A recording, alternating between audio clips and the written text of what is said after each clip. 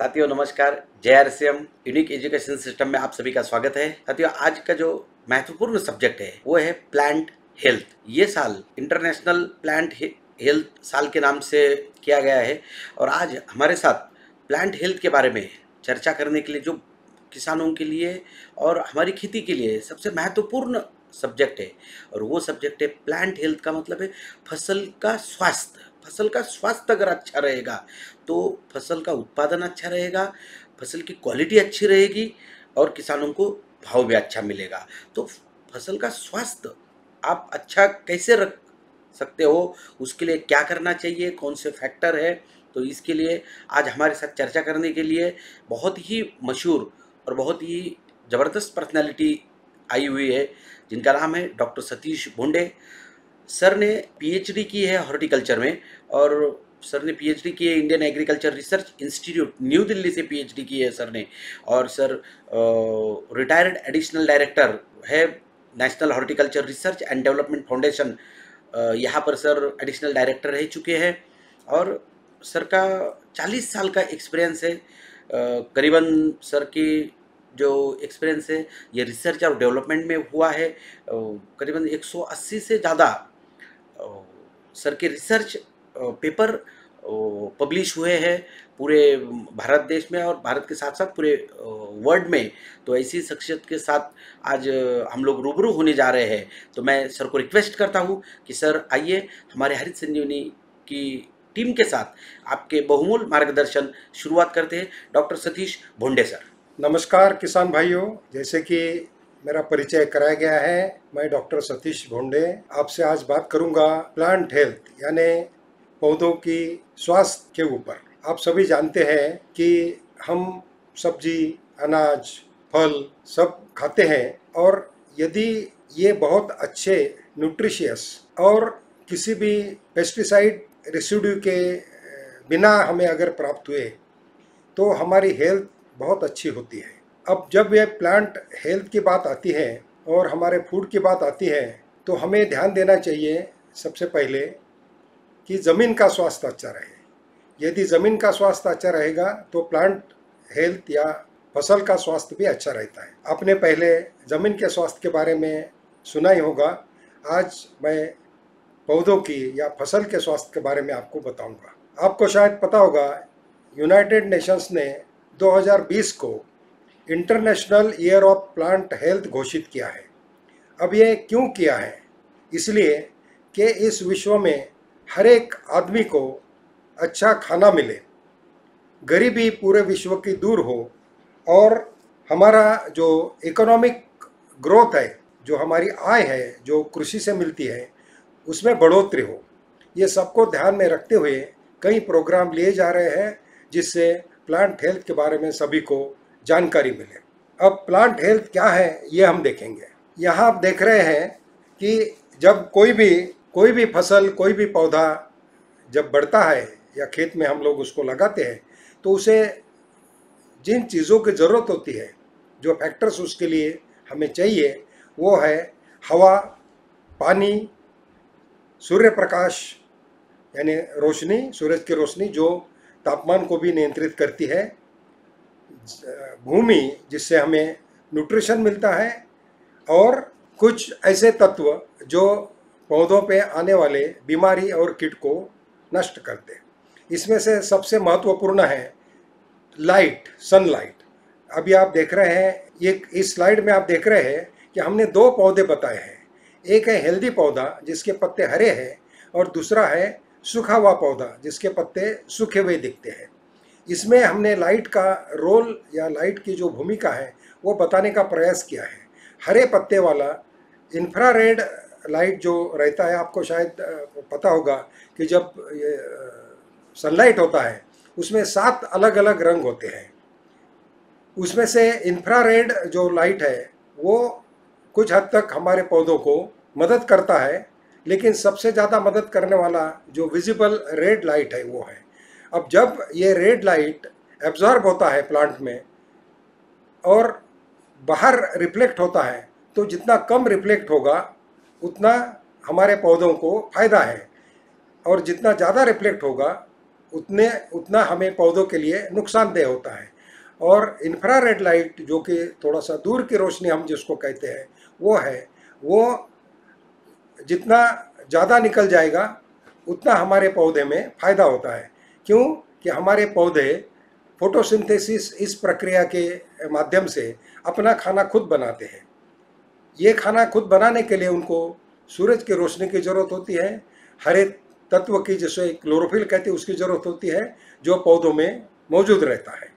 अब दूसरी बात आती है पानी की। पानी से मॉइस्चर या जो भी नमी है वो हमें चाहिए, उसके बिना कोई भी प्रक्रिया पूरी नहीं होती है। जब हम बीज ज़मीन में उगाते हैं या डालते हैं तो उसके अंकुरण होने के लिए हमें पानी की ज़रूरत होती है, पर्याप्त नमी होनी चाहिए ज़मीन में, तभी बीज का अंकुरण होता है। तीसरा होता है ज़मीन से हमें जो मिलते हैं तत्व, वो विभिन्न प्रकार के अन्न द्रव्य जिसको हम पोषक तत्व कहते हैं। अब ये पोषक तत्वों की जब बात हम करेंगे तो इसमें 4 तत्व ऐसे हैं जो हमें प्रकृति से ही मिलते हैं, जैसे कार्बन, हाइड्रोजन, ऑक्सीजन और क्लोरीन। पानी और हवा से ये तत्व हमें मिलते हैं, उसे हमें देने की ज़रूरत शायद नहीं पड़ती है, लेकिन अन्य जो फर्टिलाइज़र्स हैं उसके माध्यम से हम मुख्य अन्न द्रव्य, द्वितीयक अन्न द्रव्य और सूक्ष्म अन्न द्रव्य देते हैं, जिसके बारे में आगे मैं आपको बताऊंगा। अब इस ग्रोथ फैक्टर का इतना अहम रोल है कि इसमें से यदि कोई भी कम पड़ जाए तो हमारी पौधे का स्वास्थ्य ठीक नहीं रहता, पौधा हमारे अच्छे तरह से ग्रोथ नहीं होगी, बढ़वार नहीं होगी और उसकी उपज भी कम होगी। इसके साथ साथ उसकी जो गुणवत्ता आती है उस पर भी असर पड़ता है। फिर दूसरा एक प्रकाश का एक रोल और आता है। आपको शायद पता होगा कि 2 तरह के पौधे होते हैं। कुछ होते हैं शॉर्ट डे जिसमें लंबे रात की ज़रूरत होती है, और दूसरे होते हैं लॉन्ग डे जिसमें कम समय के रात की ज़रूरत होती है, मतलब अंधेरा का समय कम हो और अंधेरे का समय ज़्यादा हो। तो इसके ऊपर ये जो इसकी क्रिया है जो बढ़ने की और रिप्रोडक्टिव फेज यानी फूल आकर फल देने की, ये असर इसके ऊपर असर होता है। लेकिन इसके अलावा बहुत सारे पौधे ऐसे भी हैं जो डे न्यूट्रल होते हैं। इसका मतलब उनको लाइट सिर्फ चाहिए, कम या ज़्यादा समय की उसमें ज़्यादा अहमियत नहीं होती है। लेकिन जो शॉर्ट डे प्लांट्स है या लॉन्ग डे प्लांट्स है, इसमें यदि हमारी दिन की लंबाई या सूरज प्रकाश का समय कम या ज़्यादा हुआ तो पौधों की बढ़वार या उसके फ्लावरिंग पे या जो प्रोडक्शन रहता है उसके ऊपर असर पड़ता है। एक एग्जाम्पल के तौर पे मैं आपको बताऊं यहाँ पे कि क्रिसैंथेमम जिसको शेवंती कहते हैं, इसे अगर हमने ज़्यादा लाइट दिया तो ये सिर्फ वेजिटेटिव फेज में रहता है, मतलब उसमें फूल नहीं लगते। लेकिन फूल लगने के लिए इसको हमें अंधेरा देना पड़ता है जब इसमें अच्छे फूल की पैदावार होती है। इसी तरह से कई ऐसे पौधे हैं जिनको इसकी ज़रूरत होती है, और यदि हमें उस प्लांट का स्वास्थ्य ठीक रखना है, उससे अच्छी पैदावार लेनी है, तो हमें इस डे लेंथ का भी ध्यान रखना पड़ता है। अभी जब पौधा बढ़ता है तो इसकी जो क्रियाएं होती है वो देखेंगे। हम बीज बुआई करते हैं, बीज के बाद में उसका अंकुरण होता है, जर्मिनेशन होता है। उसके बाद में अंकुरण के बाद में पहले जड़ों की वृद्धि होती है, जड़ें शुरू होती है। उसके बाद में वो पौधे का अंकुर ज़मीन के ऊपर आता है, और फिर शूट जिसको हम कहते हैं ज़मीन के ऊपर का जो पार्ट है उसकी बढ़वार होती है। फिर उसमें पत्ते आना, पत्तों की बढ़वार होना, ये सब होता है। उसको वेजिटेटिव फेज हम कहते हैं। उसके बाद में जब पर्याप्त वेजिटेटिव ग्रोथ उसकी हो जाती है, उसमें ब्रांचिंग अच्छी होती है, पत्ते अच्छे आते हैं, तो उसमें पर्याप्त अन्न पैदा होता है। और वो अन्न पैदा होने के बाद में उसमें एक CN रेशो हम जिसको कहते हैं, जिसको कार्बन और नाइट्रोजन रेशो कहते हैं, वो जब तक पर्याप्त नहीं होगा तब तक उस पौधे में फूल नहीं आते। इसलिए जब भी हम पौधों को फर्टिलाइज़र देते हैं तब हम ये ध्यान रखते हैं कि कौन सी अवस्था में कौन से अन्न द्रव्य का प्रयोग करें, जिससे उसमें पहले शुरू में अच्छी वेजिटेटिव ग्रोथ हो और उसके बाद में रिप्रोडक्टिव फेज यानी फूल आने की अवस्था में पौधा चला जाए। फूल आने के बाद में इसमें पोलिनेशन की क्रिया होती है, पोलिनेशन के क्रिया में भी बहुत सारे फैक्टर्स रिस्पॉन्सिबल है, और जिसमें एक बहुत महत्वपूर्ण है मधुमक्खी। मधुमक्खी का यदि वहाँ पे अच्छा प्रसार हो तो हमारा पॉलिनेशन अच्छा होता है। इसलिए हम कहते हैं कि हमारे अच्छे पौधों की फसल के लिए मधुमक्खी का वहाँ होना भी बहुत ज़रूरी है, और जिसकी जानकारी अभी किसानों को मिल रही है। किसान भी इसके बारे में अवगत हो रहे हैं और अपने खेतों में ज़्यादा से ज़्यादा मधुमक्खी जैसे रहे, जिससे पैदावार बढ़े, इसका ध्यान हमको रखना चाहिए। ये भी एक हमारे प्लांट हेल्थ का बहुत महत्वपूर्ण अंग है।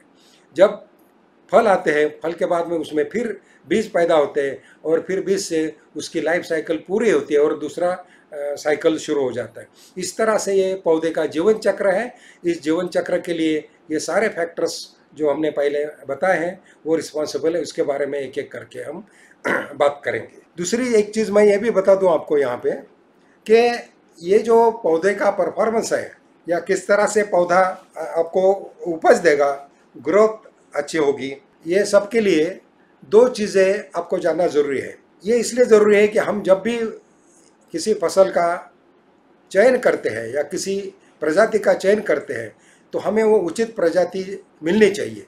क्यों कि उस पौधे का जो परफॉर्मेंस है या उसका जो स्वास्थ्य है, ये दो चीज़ों पे निर्भर रहता है। एक है जेनेटिकल, जिसको हम आनुवंशिक कहते हैं, जो वैरायटी के माध्यम से आता है, और इसका रोल लगभग 67% रहता है।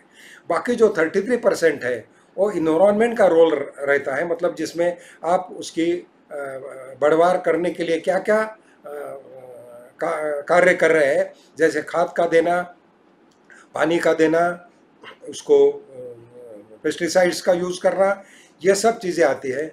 इसलिए जेनेटिकल और इन्वायरमेंटल, ये दोनों का हम अगर सही संतुलन करेंगे और उस तरह से पूरे पौधे की देखभाल करेंगे तो आपको 100% अच्छा परफॉर्मेंस, अच्छा पौधा, अच्छे पौधे की फसल, स्वास्थ्य और अच्छा उपज मिलता है। अब दूसरा महत्वपूर्ण है टेम्परेचर, तापमान।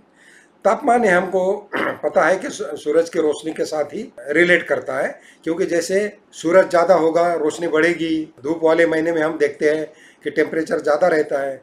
ठंडा मौसम जब आता है, सर्दी का मौसम आता है, तो तापमान कम हो जाता है। तो ये टेम्परेचर सनलाइट के ऊपर ही निर्भर रहता है।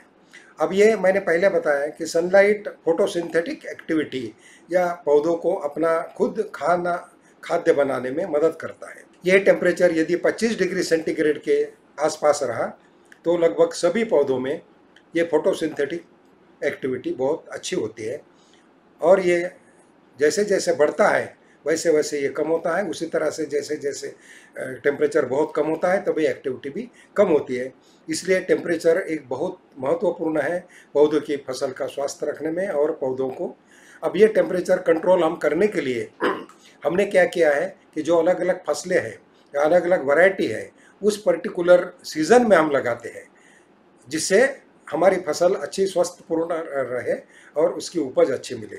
कुछ वैज्ञानिकों ने अनुसंधान किया है और अनुसंधान द्वारा अभी हमें ऐसी प्रजातियों को अभी प्राप्त कराया है जो हम साल भर ले सकते हैं। इसलिए पहले जो फसलें हम किसी सीज़न में एक ही सीज़न में ले सकते थे, आज हम देख रहे हैं कि वो फसलें हम पूरे साल भर ले सकते हैं, और ये फल सब्जी हमको पूरे साल अब लगभग मिल रही है। उसके बाद में महत्वपूर्ण एक और है जिसको हम कहते हैं पेस्ट मैनेजमेंट।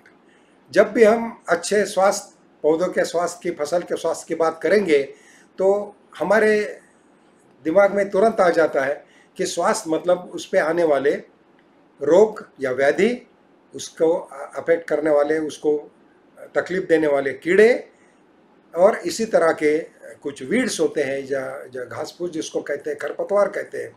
ये भी एक तरह से फसल के दुश्मन ही हैं, और इसलिए उनका कंट्रोल करना, उनकी पूरी मैनेजमेंट करना, उनका व्यवस्थापन करना, ये भी प्लांट हेल्थ का एक महत्वपूर्ण अंग है। इसमें हम अलग अलग तरह से स्पेस मैनेजमेंट को कर सकते हैं, जिसमें कल्चरल प्रैक्टिसेस हैं, फिजिकल है, बायोलॉजिकल है, और आज हम ज़्यादा जो यूज़ कर रहे हैं हमारे खेती में वो है केमिकल। लेकिन इस केमिकल का अधिक प्रयोग होने से धीरे धीरे हमारे फसल में एक अलग प्रभाव आ रहा है। वो प्रभाव है रेजिस्टेंस क्रिएट किया है इन डिसीज़ और पेस्ट ने, और इसलिए इस केमिकल का प्रयोग करने के बाद भी आज हम देख रहे हैं कि बहुत सारी व्याधियाँ ये पहले तो कंट्रोल होती थी लेकिन आजकल कंट्रोल नहीं होती है। पहले कीड़े इसमें से निकल जाते थे या मर जाते थे, आजकल वो नहीं मर रहे हैं। इसका कारण है कि हमें केमिकल के साथ अन्य चीज़ों का भी उपयोग करना चाहिए, जिसमें बायोलॉजिकल, ऑर्गेनिक, प्लांट बेस्ड जो आजकल पेस्टिसाइड्स आ रहे हैं, जो नेचुरल है, ऑर्गेनिक है और हमारे हेल्थ को लाभदायक है। उसी तरह से ये किसी भी तरह का रेजिस्टेंस पेस्ट इसको नहीं क्रिएट कर सकती है और भविष्य में हमें इसका प्रकोप बढ़ाना है। इंटीग्रेटेड पेस्ट मैनेजमेंट का मतलब है कि इन सारी चीज़ों को हमें एकत्रित करके उस बीमारी या कीड़े का पूरा पूरा बंदोबस्त करना है। अब न्यूट्रिएंट मैनेजमेंट के बारे में जैसे मैंने बताया कि स्वस्थ अगर पौधा हमें रखना हो या प्लांट हेल्थ अच्छी रखनी हो तो उसे खाने की ज़रूरत है। हर एक को खाने की ज़रूरत होती है जो जीवित है। जैसे हमको सबको खाना ज़रूरी है, खाने में हमको कार्बोहाइड्रेट्स, प्रोटीन, फैट्स, उसी तरह से मिनरल्स और विटामिन्स की ज़रूरत होती है जो हमारे अच्छे स्वास्थ्य के लिए लाभदायक होती है, हम हमारे डाइट में लेते हैं। उसी तरह से पौधों को भी अलग अलग तत्वों की ज़रूरत होती है। कुछ जैसे मैंने बताया जो नैसर्गिक है वो हवा पानी से मिल जाते हैं, अन्य जो है भूमि से या मिट्टी से मिल जाते हैं, लेकिन मिट्टी में उनकी मात्रा पर्याप्त नहीं होती है। इसलिए अच्छे फसल देने के लिए हमें इनका प्रयोग उर्वरकों द्वारा या कुछ गोबर खाद या अन्य जो कंपोस्ट या ऐसी और जो सेंद्रीय खाद है उनके माध्यम से करना पड़ता है। अब जब हम सॉइल हेल्थ की बात करेंगे तो हमें देखना है कि हमें भूमि का परीक्षण करना है। उस परीक्षण के आधार पे हमें पता लगता है कि ज़मीन में कौन से तत्वों की कमी है।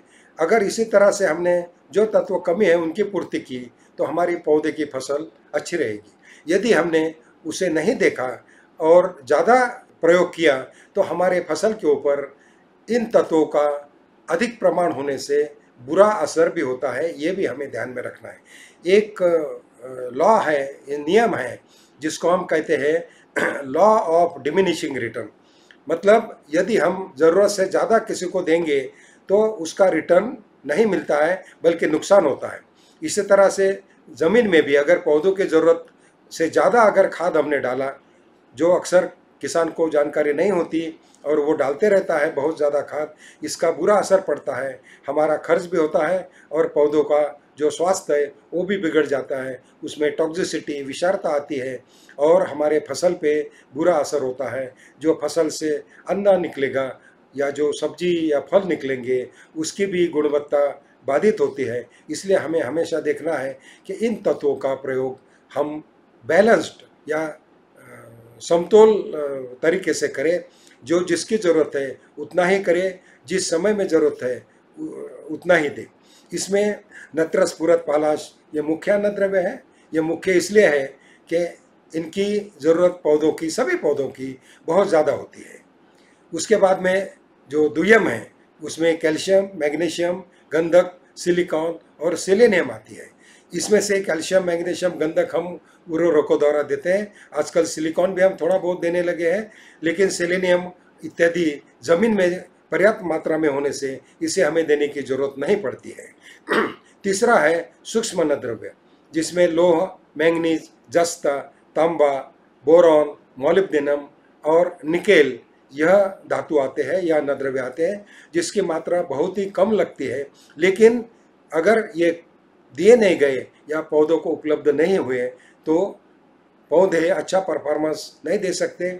पौधों की जो स्वास्थ्य है वो बिगड़ जाती है और उत्पादन और गुणवत्ता में भी फर्क आता है। इसलिए हमें देखना है कि हमेशा खाद जब भी हम देंगे तो वही खाद देंगे जो पौधों की ज़रूरत के अनुसार है। अब जब मैंने बात किया है ज़मीन की, ज़मीन का परीक्षण करना आजकल ज़रूरी हो गया है।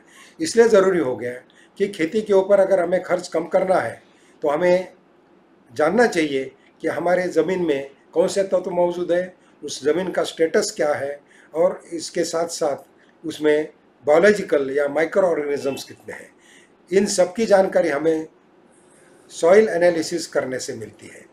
सॉइल एनालिसिस के जो फ़ायदे हैं वो बहुत है, लेकिन किसान अभी तक इसको ज़्यादा ध्यान नहीं दे रहा था इसके ऊपर। लेकिन जब देखा गया कि यदि सॉइल एनालिसिस करके ये सब चीज़ों को ध्यान में रखते हुए पौधों की ज़रूरत के अनुसार अगर उसका अन्न या पोषक तत्वों का प्रबंधन किया गया तो पैदावार में बहुत ज़्यादा बढ़ोतरी होती है, गुणवत्ता भी अच्छी आती है, और ये फसल जो है या फल सब्जियाँ ये खेत से निकालने के बाद भी अधिक समय तक अच्छी रहती है। इसलिए किसान भाइयों को चाहिए कि हमारे ज़मीन का स्वास्थ्य, हमारे पौधों का स्वास्थ्य अगर अच्छा रखना हो तो हमारे जो जिसमें हम फसल उगाते हैं उस मिट्टी की जांच जरूर करें। अब एक बहुत महत्वपूर्ण है, अच्छी फसल या फसल का स्वास्थ्य अच्छा हो ये जानने के लिए हमें root and shoot mass, root मतलब ज़मीन के अंदर का भाग जो भूमि के अंदर है, और शूट मतलब ज़मीन के ऊपर का भाग, ये दोनों भागों का एक रेशो हर एक फसल के लिए निर्धारित होता है। कई बार हम देखते हैं कि हमारी फसल ऊपर से सूखने लगती है या अच्छी बढ़वार नहीं होती है और तुरंत हम किसी दवाई का छिड़काव करने के ऊपर लग जाते हैं। लेकिन इस समय हमें ये भी देखना है कि यदि हमने उसके पौधों की जड़ों को अगर देखा और जड़ों में अगर कोई कमी नज़र आ रही है या जड़ों की जो बढ़वार है वो अच्छी नहीं हो रही है, उसमें जो सफ़ेद मूली रहती है जो अन्न द्रव्य ग्रहण करने के लिए, अन्न द्रव्य शोषण करने के लिए पौधों को मदद करती है, उनकी संख्या अगर कम है तो हमारा पौधा ज़मीन में जो दिए गए अन्न तत्व है या उर्वरक है उसको अच्छे तरह से नहीं ले सकता है। इसलिए हमें देखना है कि हमारे पौधों की जड़ें अच्छे होने के लिए कुछ ऐसे तत्व जिसमें सीवीड एक्सट्रैक्ट जिसको हम कहते हैं वो है, उसके बाद में माइकोराइजा है या अन्य जैसे कई सूक्ष्म जीवाणु हैं उनका प्रयोग करना पड़ता है। कई सूक्ष्म तत्व हैं उनका प्रयोग हमें करना पड़ता है जिससे पौधों की जड़ें अच्छी तैयार हो, उनमें सफ़ेद या जो बारीक जड़ें रहती है उनकी संख्या ज़्यादा हो जिससे पौधा ज़्यादा से ज़्यादा अन्न ज़मीन से ले सके और पत्ते अच्छे होने से जो फोटोसिंथेसिस होता है वो भी पर्याप्त मात्रा में हो और पौधे का स्वस्थ होना सब इसके ऊपर निर्भर होता है। इसकी जांच भी हम कर सकते हैं। आपको शायद पता होगा कि हमारे देश के बहुत बड़े वैज्ञानिक सर जगदीश चंद्र बोस, इन्होंने एक मशीन निकाला था, इन्वेंट किया था जिसको हम कहते हैं क्रिस्कोग्राफ। इस क्रिस्कोग्राफ के मदद से हम यह पौधों की ग्रोथ का अनुमान लगा सकते हैं कि वो ठीक हो रही कि नहीं हो रही है, और अगर ठीक नहीं हो रही तो हमें उसके ऊपर कुछ उपाय करना ज़रूरी होता है जिससे हमारे पौधे का स्वास्थ्य अच्छा रहे। अब हम आएंगे, बहुत महत्वपूर्ण है बीज। आजकल आप देख रहे होंगे कि बहुत सारे किसानों ने कंप्लेंट किया है कि हमारे सोयाबीन का और अन्य फसलों का बीज ऊपर अंकुरण नहीं हो रहा है और बहुत नुकसान हो रहा है। महाराष्ट्र में हजारों किसानों का इसके वजह से नुकसान है और ये बहुत बड़ा मुद्दा बन रहा है। तो सीड क्वालिटी ये बहुत महत्वपूर्ण है। सीड जब हम कहते हैं तो उसमें उसकी अंकुरण क्षमता होना ज़रूरी है और अंकुरण क्षमता अच्छे होने के लिए उस बीज का स्वस्थ होना ज़रूरी है जो पौधों के स्वस्थ होने के ऊपर निर्भर करता है। अगर ये बीज ये छोटा सा मिनिएचर प्लांट है, छोटा प्लांट है, क्योंकि जब हम बीज बोते हैं तो उसका अंकुर निकलता है और उसमें जो फूड मटेरियल रहता है उससे उसकी शुरू की ग्रोथ होती है। उसके बाद में जब उसकी जड़ें पैदा होती है, वो जड़ों के पैदा होने के बाद में वो धीरे धीरे ज़मीन से अन्न द्रव्य या अपना खाना लेना शुरू कर देता है और जब ज़मीन के ऊपर इसके पत्ते आ जाते हैं तब सूर्य प्रकाश की रोशनी में वो अपना खुद खाना बनाना भी शुरू कर देते हैं। इस तरह से उस बीज का एक बड़े पौधे में परिवर्तन होता है और ये अच्छा बीज जितना अच्छा रहेगा उस अच्छे बीज से अच्छी पैदावार मिलती है। इसलिए अगर आपको स्वस्थ फसल लेना है, हमारे प्लांट हेल्थ को रखना है तो हमारा सीड क्वालिटी या बीज की गुणवत्ता को ध्यान रखना और बीज की हेल्थ को ध्यान रखना भी ज़रूरी है। आजकल बीज को भी हम अंकुरण क्षमता उसकी जांच कर सकते हैं, जिससे हमारा जो खर्च है वो कम होता है। और अगर हमारा अंकुरण कम है तो हम बीज की मात्रा बढ़ाकर उसे हम पर्याप्त मात्रा में ज़मीन में बो सकते हैं, जिससे हमारे पौधों की संख्या अच्छी रहेगी और प्रति एकड़ या प्रति हेक्टर जो जो उपज है वो हमें अच्छी मिलेगी। एक और महत्वपूर्ण मुद्दा है जो हमें जानना जरूरी है, जो पौधों के स्वास्थ्य के संबंधित है, वो है वाटर मैनेजमेंट या जल का प्रबंधन। अब आपको पता है कि जल हमें रेन वाटर या बारिश के पानी से मिलता है, और आपने ये भी देखा होगा कि जब कभी बारिश बहुत तेज़ होती है, बहुत ज़ोरों की होती है, तो सारा पानी ज़मीन से बहकर निकल जाता है। लेकिन जब धीरे धीरे बारिश होती है, रिमझिम बारिश होती है, तो पानी बहता नहीं, वो धीरे धीरे ज़मीन के अंदर रिसता है और ज़मीन में स्थापित होकर बाद में हमें हमारे पौधों को या हमारे फसल को मिलता है। अब ज़मीन में दो तरह के पानी उपलब्ध होते हैं। एक होते हैं अवेलेबल वाटर, जो हमारे फसल को प्राप्त हो सकता है, और दूसरा होता है अनअवेलेबल वाटर। अवेलेबल वाटर वही रहेगा जहाँ तक हमारे पौधों की जड़ें पहुँचती है, और अनअवेलेबल वाटर वो रहेगा जो हमारे पौधों के जड़ों के कक्षा के बाहर है। जिस जिस तरह की भूमि होगी, मतलब जैसे ज़्यादा बलुई मट्टी होगी जिसमें सैंड ज़्यादा है, और काली मट्टी होगी जिसमें क्ले का प्रमाण ज़्यादा होता है, इन दोनों के अगर हम तुलना करें तो इस स्लाइड से आप देख रहे हैं कि जिसमें बलुई मट्टी है, सैंड ज़्यादा है, उसमें अवेलेबल वाटर कम होता है, और जिसमें क्ले ज़्यादा है उसमें अवेलेबल वाटर ज़्यादा होता है। इसलिए जब हम पानी देंगे तो ऐसे मट्टी में हमको कितने दिन के बाद पानी देना है ये निर्धारित करना पड़ता है, जिससे हमारे पौधों को निरंतर ज़रूरत के अनुसार पानी मिलता रहे। उसी तरह से दूसरे डायग्राम में हम देखेंगे कि तीन तरह के पानी हमने बताने की कोशिश की है। एक है हाइग्रोस्कोपिक वाटर, ज़मीन के जो मिट्टी के जो छोटे छोटे कण होते हैं उनके साथ चिपका रहता है और वो हमारे पौधों को उपलब्ध नहीं हो पाता, वो तो पौधे उस पानी को नहीं ले सकते। दूसरा होता है कैपिलरी वाटर। आप देखते हैं कि ज़मीन के कणों के बीच में बहुत छोटा छोटा स्पेस होता है, उसमें छोटी छोटी नलियाँ बनती है, और उस नलियों के ज़रिए पानी अंदर भी जाता है जब बारिश होती है, और उन्हीं नलियों के ज़रिए धीरे धीरे फिर वो ऊपर आता है। इसको कहते हैं कैपिलरी वाटर, कैपिलरी मूवमेंट से जाता है, और यही पानी है जो हमारे पौधे को उपलब्ध होता है। यदि इस कैपिलरी वाटर में कमी आ गई तो हमारा पौधा सूखने लगता है, क्योंकि जो पानी है वो हमारे पौधे नहीं ले सकते। और यदि बहुत ज़्यादा बारिश हो गई तो ये पूरी कैपिलरीज भर जाती है और पर्याप्त पानी हमारी ज़मीन में हो जाता है, जिसको हम कहते हैं फील्ड कैपेसिटी। मतलब जितनी क्षमता हमारी मिट्टी के उतना पानी उसमें भर गया, और उसके ऊपर जो पानी जाएगा वो ज़मीन के नीचे चला जाएगा, ड्रेन आउट हो जाएगा, वो हमारे पौधों को नहीं मिल सकता है। तो ये तीन तरह के होते हैं, ग्रेविटेशनल वाटर जो ज़्यादा अतिरिक्त पानी होता है जो ड्रेन आउट होता है, और जो हाइग्रोस्कोपिक वाटर जो पानी हमारे पौधों को नहीं मिल सकता है। इसलिए हमें ध्यान रखना है कि कैपिलरी वाटर हमारी ज़मीन में जितना ज़्यादा रहेगा, और इस कैपिलरी वाटर को ज़्यादा रखने के लिए हमें ज़मीन में पोरोसिटी या सच्छिद्रता रखना ज़रूरी होता है। और सच्छिद्रता रखने के लिए हमें कुछ ऑर्गेनिक या सेंद्रीय खादों का प्रयोग करना पड़ता है।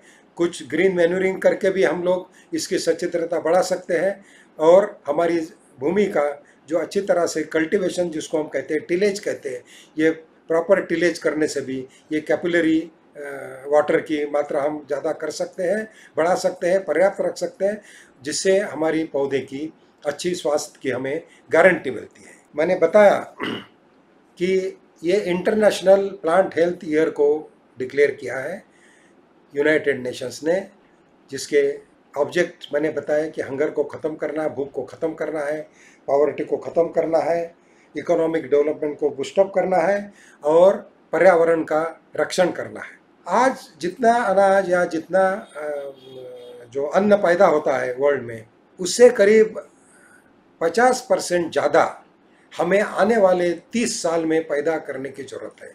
मतलब 2050 में जितना आज हम पैदावार होती है उससे हमें 50% ज़्यादा, मतलब 1.5 गुना पैदावार की हमें ज़रूरत है। और ये अचीव करने के लिए हमें जो जोर हम दे रहे हैं, पूरे विश्व में जो जोर सारे साइंटिस्ट और सारे जो है सरकारें दे रही हैं, वो है ज़मीन का स्वास्थ्य और इसके साथ साथ पौधों का स्वास्थ्य। इसलिए कुछ साल पहले इंटरनेशनल सॉइल ईयर डिक्लेयर किया गया था, कुछ 6-7 साल पहले यूनाइटेड नेशंस ने, और 2020 को plant health, international plant health year बनाया है। तो हमें भी आज इस अवसर पर ये तय करना है कि हम हमारे पौधों का, हमारे फसल का स्वास्थ्य अच्छा रखेंगे। उनका स्वास्थ्य अच्छा रहने के लिए सारी कोशिश हम करेंगे। उर्वरकों का और अन्य जो फसल के अच्छा बनाने के लिए, फसल का स्वास्थ्य अच्छा करने के लिए जो वैज्ञानिकों ने जो रास्ते आपको दिए हैं, उन रास्तों का अवलंबन करेंगे और इस फसल का उपज बढ़ाएंगे। उपज के साथ साथ इसकी गुणवत्ता बढ़ाएंगे, वो गुणवत्ता जो हमारे खाने वालों के लिए, मतलब ह्यूमन हेल्थ के लिए मदद करेगी। आपको ये भी शायद पता होगा कि जैसे हम जीवित हैं उसी तरह से पौधे भी जीवित हैं। इसलिए जो जीवित के लिए ज़रूरी है वो चीज़ें, वो हमारे लिए ज़रूरी है, वो पौधों के लिए ज़रूरी है। लेकिन फ़र्क दोनों में इतना ही है कि हम मूवमेंट कर सकते हैं, मतलब एक जगह से दूसरे जगह जा सकते हैं, घूम सकते हैं। पौधे एक जगह से दूसरी जगह नहीं जा सकते, वो जिस जगह पे है वहीं जगह पे रहते हैं। और दूसरा, पौधे हम अपना खाना नहीं बना सकते खुद, हम दूसरे के ऊपर निर्भर रहते हैं, लेकिन पौधे अपना खाना खुद बनाते हैं और वो अपने आप भी खुद निर्भर हो सकते हैं। लेकिन हमें अगर अच्छी फसल लेना है, उनसे ज़्यादा लाभ लेना है, तो उनका अपना खाना बनाने में हमको मदद करनी पड़ेगी, जिसके लिए अलग अलग तरीके जो वैज्ञानिकों ने बताए हैं उनका प्रयोग हमें करना पड़ेगा। इसी आशा के साथ कि आपको इस आज के लेक्चर से पौधे की फसल की स्वास्थ्य और उसके स्वास्थ्य के बारे में कुछ जानकारी मिली होगी और आप इसका लाभ ज़रूर उठाएंगे। मैं आपको सभी को मुझे सुनने के लिए धन्यवाद देता हूँ। नमस्कार सर, धन्यवाद। आपने बहुत ही महत्वपूर्ण जानकारी आज हमारे हरित संजीवनी पर काम करने वाले सभी किसान भाइयों को, डिस्ट्रीब्यूटर को दी है। आपके नॉलेज का, आपके इस ज्ञान का 100% हमारे लोगों को, हमारे डिस्ट्रीब्यूटर्स को बहुत अच्छा फ़ायदा होगा। तो जैसे आपने ये सारी बातें सुनी सर की कि प्लांट हेल्थ कितना महत्वपूर्ण है, और प्लांट हेल्थ के बारे में जैसे जैसे हम लोग हमारे प्रोडक्ट के बारे में जब सोचते हैं, Harit Sanjeevani stage number 2, 3, 4, fruit special, soil health special, जो सॉइल हेल्थ को बढ़ाने के लिए सॉइल हेल्थ स्पेशल है, प्लांट की हेल्थ को बढ़ाने के लिए Harit Sanjeevani, fruit special, sure sugar, ये अपने आप में एक अजूबा प्रोडक्ट है। और बायोलॉजिकल पेस्ट कंट्रोलर जो प्रोडक्ट है, जो ऑर्गेनिक प्रोडक्ट है, रैपिड, डिफेंड, ये अपने आप में बहुत ही शानदार कार्य कर रहे हैं। तो साथियों, आइए इन सारी चीज़ों को लेके आज फिर से एक नए जानकारी के साथ हम आपके सामने हाजिर हुए। फिर से आगे आने वाले सप्ताह में और नई जानकारी के साथ मैं आपके सामने आऊँगा। जय RCM, जय हरित संजीवनी, जय जवान, जय किसान। जहर मुक्त खेती, जहर मुक्त खाना, स्वस्थ भारत का निर्माण। जय जवान, जय किसान। लाए हरित संजीवनी, पाए हरित संजीवनी, लाए हरित संजीवनी, पाए हरित संजीवनी।